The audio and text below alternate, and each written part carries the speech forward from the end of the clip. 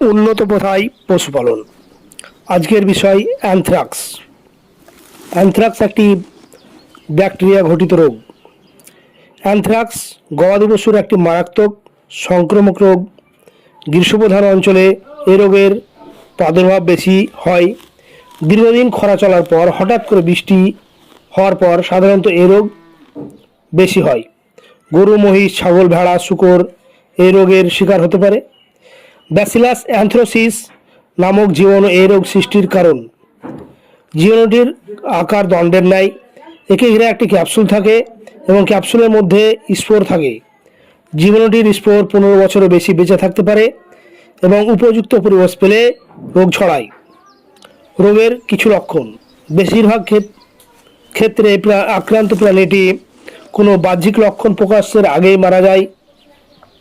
মৃত প্রাণীটির পায়ু, নাক, মুখ, চোখ, শরীরের স্বাভাবিক ছিদ্র থেকে লালচে রক্ত চুইয়ে পড়তে দেখা যায়। মারা যাওয়ার কিছুক্ষণের মধ্যেই মৃতদেহ স্বাভাবিক ফুলে ওঠে। আক্রান্ত প্রাণীটি যদি 2-1 দিন বেঁচে থাকে তবে নিম্নলিখিত লক্ষণগুলি দেখা যায়। প্রাণীটি খাওয়া বন্ধ করে দেয়। প্রাণীটির প্রবল জ্বর হয় 105 ডিগ্রি থেকে 107 ডিগ্রি ফারেনহাইট। পা কাঁপে এবং শরীর টলতে থাকে। পাতলা মলের সাথে রক্ত দেখা যায়। নাক ও মুখ দিয়ে ফেনা বের হয়।